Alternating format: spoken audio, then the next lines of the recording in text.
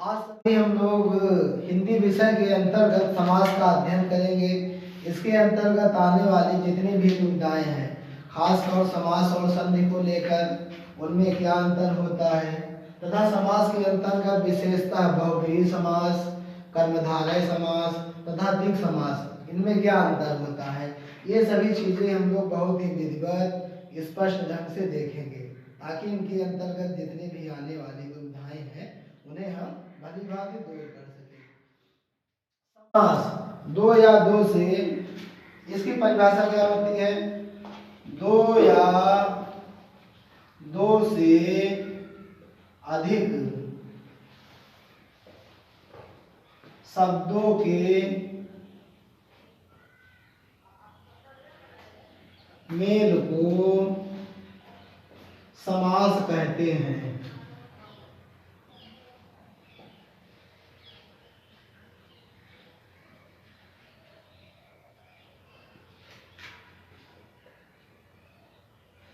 दो या दो से अधिक शब्दों के मेल को समास कहते हैं।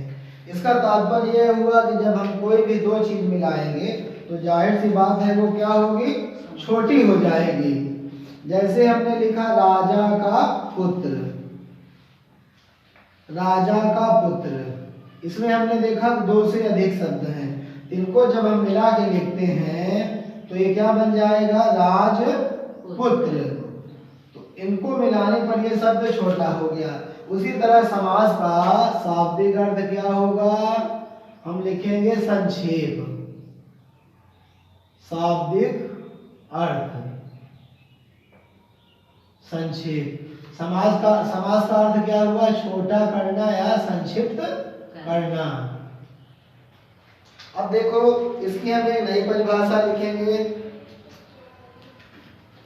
इसको मिटा दिया जाता है।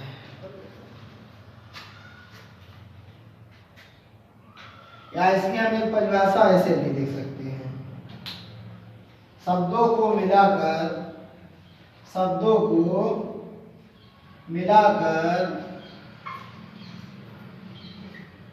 एक नया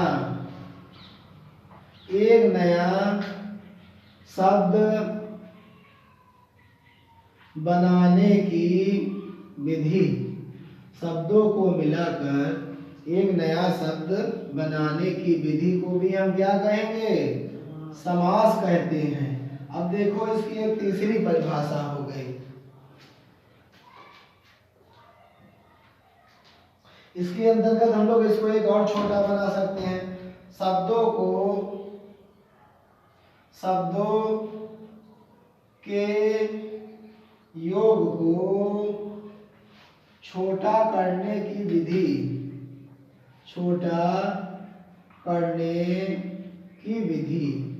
को भी क्या कहते हैं, समास कहते हैं। इस तरह हमने देखा कि जो समास है उसके अंतर्गत किताबी परिभाषा के अतिरिक्त भी हम अपनी भी कोई ना कोई परिभाषा बना सकते हैं। ये अपनी हमारी बुद्धि कौशल पर निर्भर कर सकता है। हमने देखा कि दो या दो से अधिक शब्दों के मेल को समास कहते हैं। हमने इसका उदाहरण क्या देखा था, राजा का पुत्र। इसमें तीन शब्द थे ना, दो से अधिक शब्द थे, और उसको जब हमने लिखा तो क्या बन गया, राजपुत्र। जैसे विद्या के लिए आलय, इसको हम संक्षिप्त में क्या लिख सकते हैं, विद्यालय। तो समास का शाब्दिक अर्थ क्या हो गया, संक्षेप यानी छोटा करना। अब हम देखते हैं कुछ विशेष बातें समास से जो जुड़ी हुई हैं। नोट, समास के दो पद होते हैं। समास के दो पद होते हैं।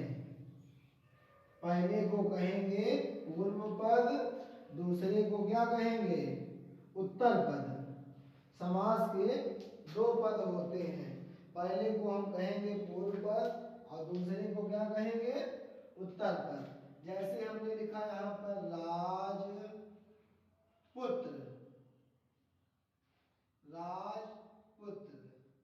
इसको कहेंगे पूर्व पद। अब देखो ये जो समास है इसकी इंग्लिश होती है कंपाउंड। अगर यह विज्ञान में होता तो कंपाउंड को हम क्या कहते हैं? यौगिक कहते हैं। अगर हम लोग विज्ञान की दृष्टिकोण से देखें तो कंपाउंड को क्या कहते हैं? यौगिक। यौगिक क्या होता है?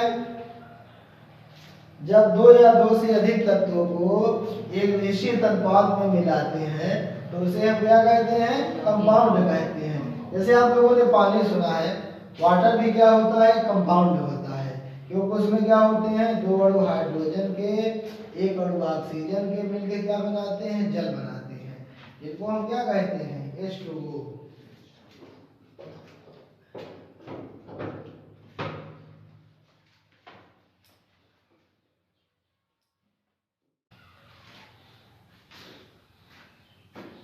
अब देखो हम लोग संधि और समास के अंतर देखते हैं। इनमें क्या अंतर होता है? संधि और समास। संधि क्या है? दो वर्णों के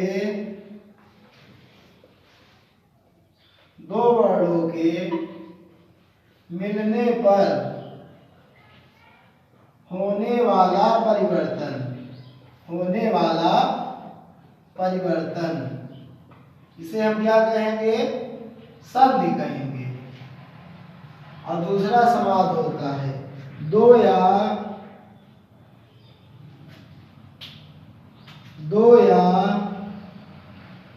दो से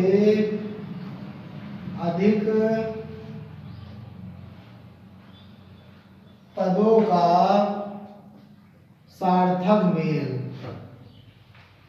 इसी को हम क्या नाम देते हैं? समास कहते हैं। अब देखो थोड़ा हम उदाहरण लेंगे, ये चीजें और स्पष्ट हो जाएंगी। ये लिखा है विद्याधनालय, यहाँ पर क्या होगा? ये बड़ा और बड़ा दोनों मिलके बड़ा हो जाएगा तो क्या बनेगा? विद्यालय। इन दोनों में संधि हो गई, क्या बन गया? विद्यालय बन गया। और इसको तोड़ेंगे तो क्या कहलाएगा? संधि विच्छेद। और समास में क्या होगा? लिखा है विद्या के लिए आलय, विद्या के लिए आलय, यानी हम यहाँ क्या लिख देंगे? विद्यालय। तो हमने यहाँ पर देखा कि ये जो संधि होती है उसमें वर्णों का मेल होता है, बड़ा और बड़ा, ये दोनों मिलके क्या हो गया? बड़ा ही हुआ। और यहाँ पर हम देख रहे हैं पदों का मेल हो रहा है, शब्दों का मेल हो रहा है। तो इनमें क्या हुआ?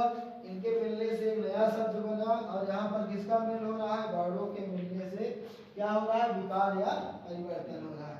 तो संधि और समास में भी अंतर होता है। अब बहुत सारे लोग इसको क्या करते हैं? एक जैसा ही मानते हैं कि दोनों में कोई खासा अंतर नहीं होता है। समास के कितने प्रकार होंगे? देखो समास के मूलतः 6 प्रकार होते हैं, कहीं पर 4 प्रकार ही बताया गया है। और तत्पुरुष के अंतर्गत 2 अतिरिक्त समास को बताते हैं।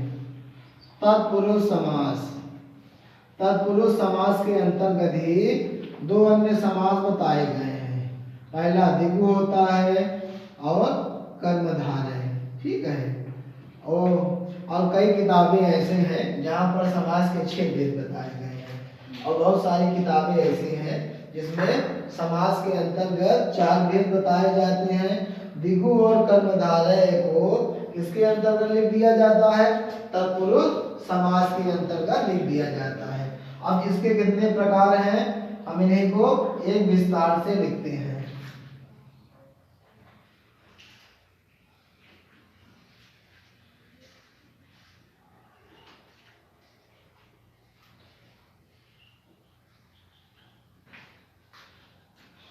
देखो पहला समास होता है अव्ययी भाव समास। अव्ययी भाव समास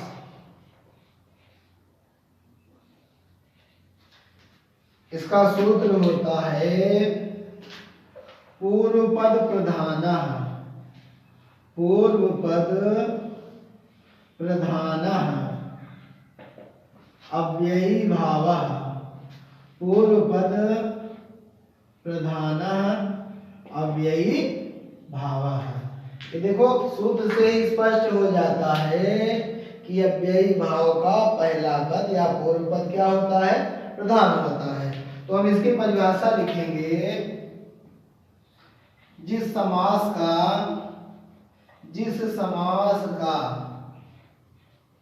पूर्व पद, जिस समास का पूर्व पद प्रधान हो उसे अव्ययी भाव समास कहते हैं। उसे अव्ययी भाव समास कहते हैं। अव्ययी भाव समास कहते हैं।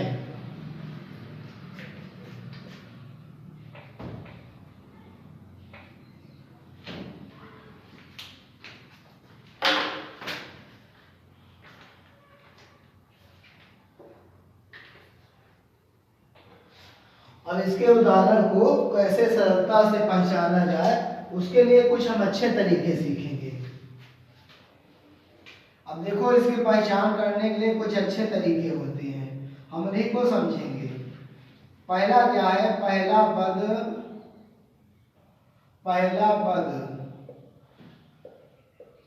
उपसर्ग होता है। पहला पद क्या होता है, उपसर्ग होता। उपसर्ग किसको कहते हैं, जो शब्द के प्रारंभ में जोड़ा जाए और उसमें कोई परिवर्तन ला दे। जैसे देखो प्रति हो गया ना, प्रति से प्रतिदिन, प्रत्येक,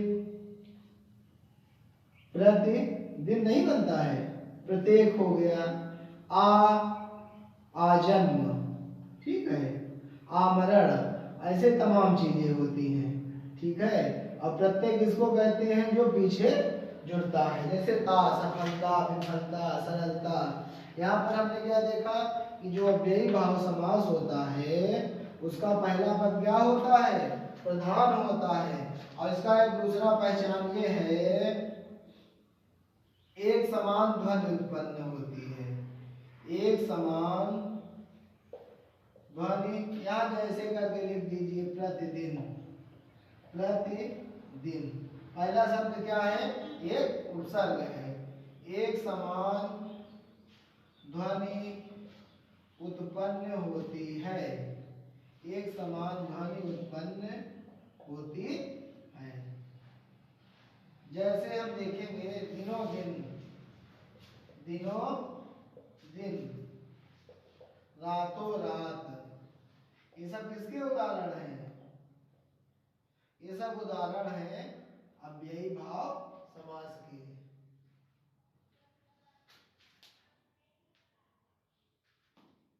या इंक डाले लेकिन कोनो प्रभाव नहीं पड़ा।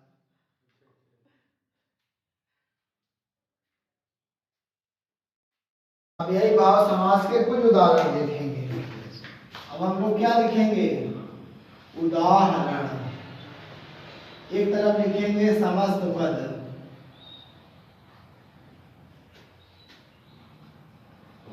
पहले लिखिए समस्त पद।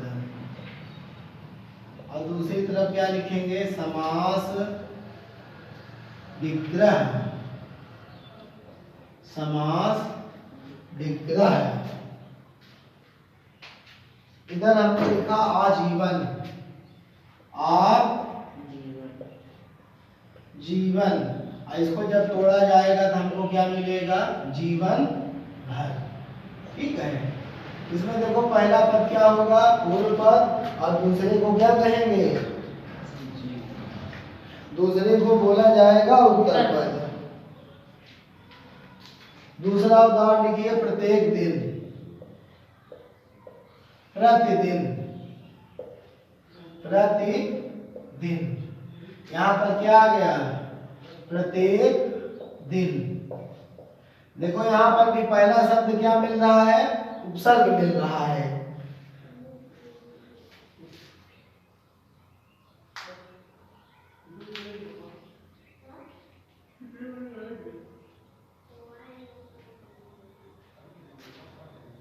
यथाशक्ति, यथा तो यहाँ हम क्या लिखेंगे? शक्ति के अनुसार।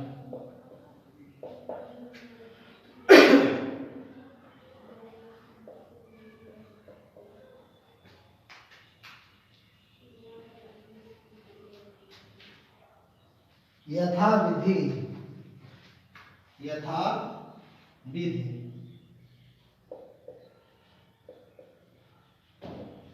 यहाँ पर क्या आ जाएगा? विधि के अनुसार।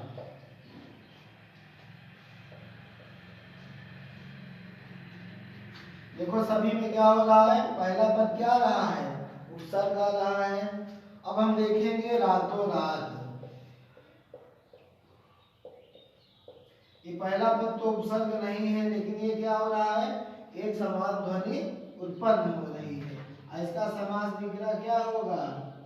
रात ही रात में। अब ऐसे हम लिख लेते हैं दिनों दिन, दिनों दिन। इसका भी समास विग्रह क्या होगा? दिन ही दिन में, दिन ही दिन में, दिनों दिन, दिन ही दिन में।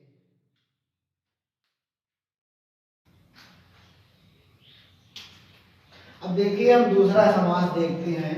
हमारा दूसरा समास है द्वंद्व समास। द्वंद्व समास। इसका सूत्र क्या होता है? चार्थे द्वंद्वः, चार्थे द्वंद्वः। अब देखो इसकी परिभाषा क्या है? जिस समास के दोनों पद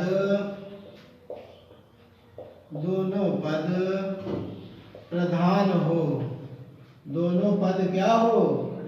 प्रधान हो, उसे हम क्या कहेंगे? द्वंद्व समास कहेंगे। उसे हम द्वंद्व समास कहते हैं। उसे हम द्वंद्व समास कहते हैं।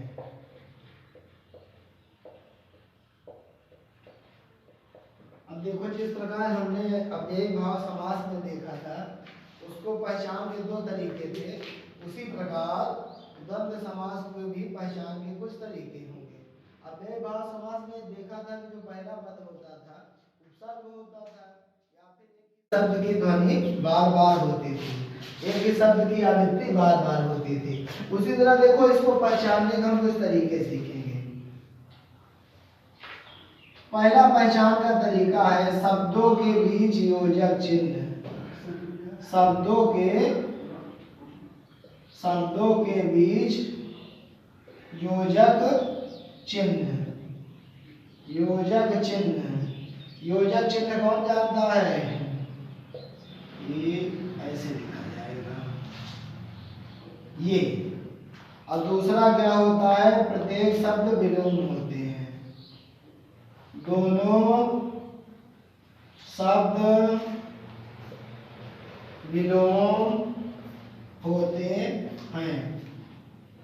दोनों शब्द विलोम होते हैं। दो तरीका हो गया। तीसरा हम देखते हैं कि पदों को तोड़ते समय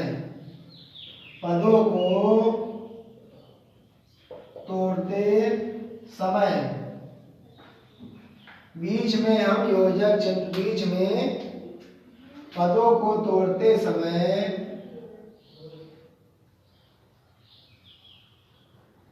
बीच में और का प्रयोग करते हैं। किसका प्रयोग करेंगे? और का प्रयोग करते हैं।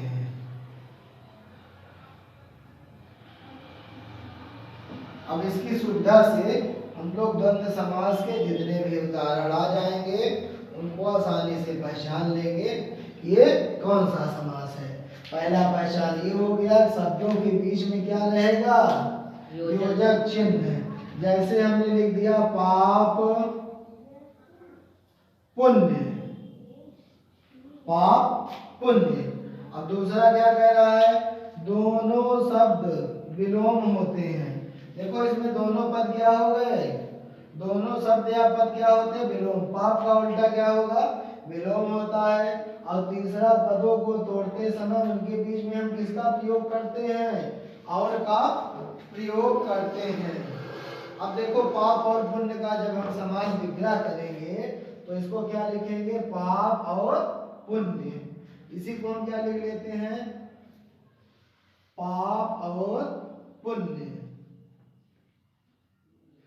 जैसे हो गया लाभ हानि, उसको जब हम तोड़ेंगे तो उसके समास विग्रह में क्या लिखेंगे, लाभ और हानि। दिन रात, उसको जब हम तोड़ेंगे उसके समास विग्रह में क्या लिखेंगे, दिन और रात।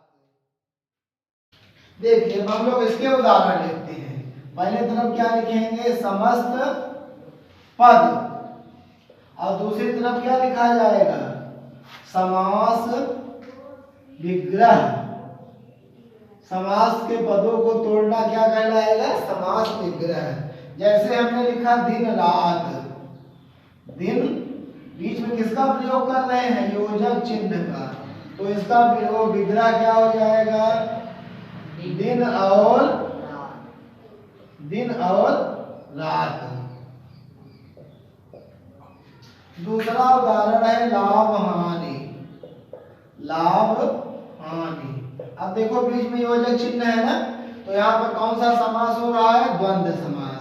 इसका संधि जब हम समास विग्रह करेंगे तो क्या लिख देंगे, लाभ और हानि। यहाँ पर और का प्रयोग हो रहा है और बीच में किसका प्रयोग हो रहा है, योजक चिन्हों का।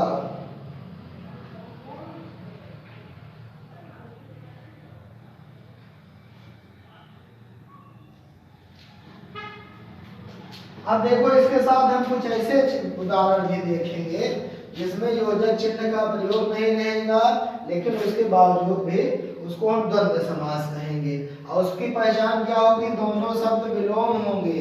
जैसे हमने लिखा देवासुर, देवासुर, हमने देखा यहाँ पर दोनों शब्द क्या हो रहे हैं, देव और असुर, यानी देव और दानव एक दूसरे के विलोम है ना। जैसे सीताराम, सीताराम।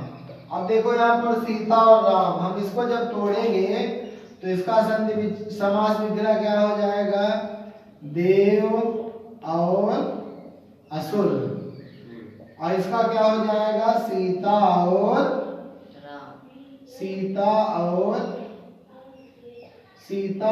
राम।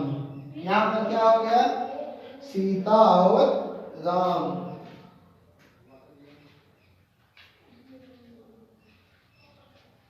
एक हम ऐसे और उदाहरण ले लेते हैं, धर्म अधर्म, धर्म अधर्म। तो यहाँ पर क्या हो जाएगा, धर्म और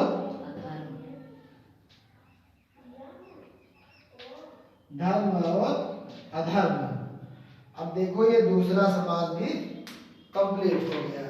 हमने दो समास पढ़ा, उसके अंतर्गत उसके पहचान के हमने तरीके भी देखे। पहला समास हमारा व्यय भाव समास था, जिसमें हमने देखा उसका पूर्व पद क्या होता, प्रधान होता था।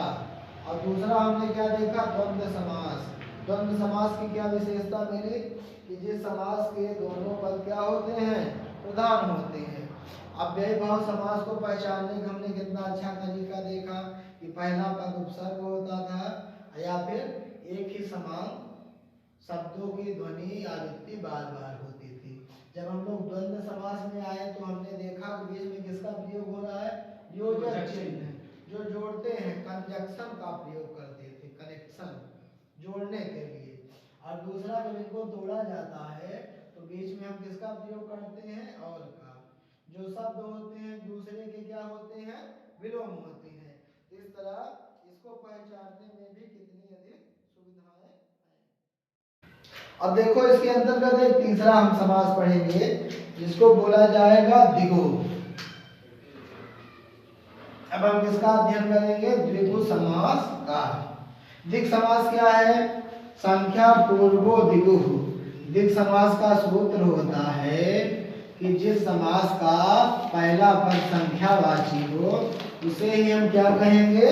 द्विगु समास कहेंगे। द्विगु समास, द्विगु समास। अब देखो यहाँ पर हम इसका सूत्र लिखते हैं और इससे इसकी परिभाषा स्पष्ट हो जाएगी। देखो लिखा गया है संख्या पूर्वो